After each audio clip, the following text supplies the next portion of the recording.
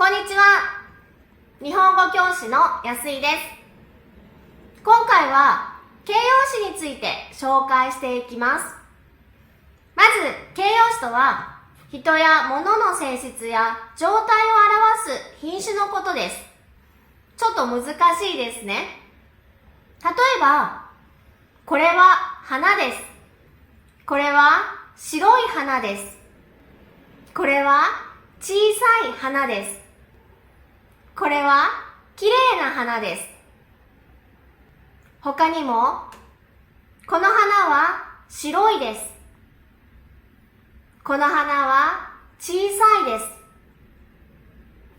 この花は綺麗です。このように、花についてもっと詳しく表現したいときに使います。この白い、小さい、綺麗な、これが形容詞です。形容詞には2つ種類があります。1つはいい形容詞です。白い花、小さい花のように白い、小さい、この最後にいの音がつく形容詞がいい形容詞と呼びます。では、な形容詞はどうでしょう？皆さんが想像した通り、綺麗な花のように、最後になで終わる形容詞がな形容詞と呼びます。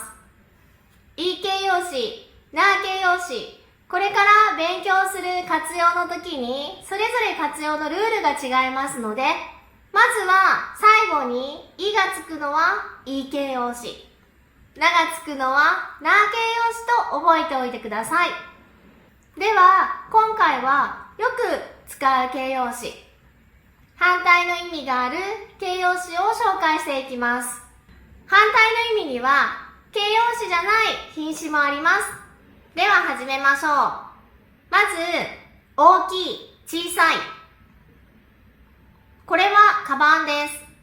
これはカバンです。これは大きいカバンです。これは大きいカバンです。反対に、これは小さいカバンです。これは小さいカバンです。次に、長い、短い。例えば、これは物差しです。これは物差しです。これは長い物差しです。これは長い物差しです。反対に、これは短い物差しです。これは短い物差しです。次に、ないです。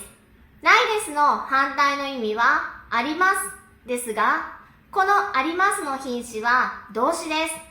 例えば、教科書がないです。教科書がないです。これは、教科書がありませんと同じ意味です。反対に、教科書があります。教科書があります。このありますは動詞ですね。次に、いい、良い、悪い。例えば、テストの点数がいいです。テストの点数がいいです。反対に、テストの点数が悪いです。テストの点数が悪いです。この悪いですというのはとても強い印象がありますので、良くないですを使うことが多いです。例えば、テストの点数が良くないです。テストの点数が良くないです。最後に、正しい。反対の意味は間違いですが、この間違いというのは名詞です。例えば、この漢字は正しいです。この漢字は正しいです。反対に、この漢字は間違いです。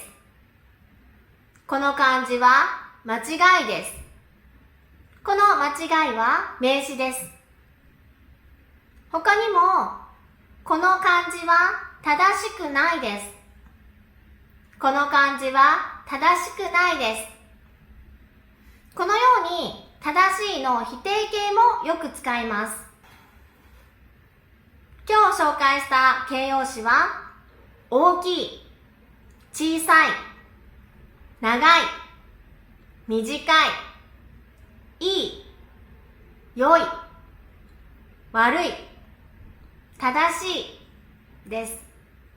これはすべていい形容詞です。どうでしたか？最後まで見てくれてとても嬉しいです。もっといい動画を撮っていきますので、皆さんのコメント待ってます。頑張っていきましょう。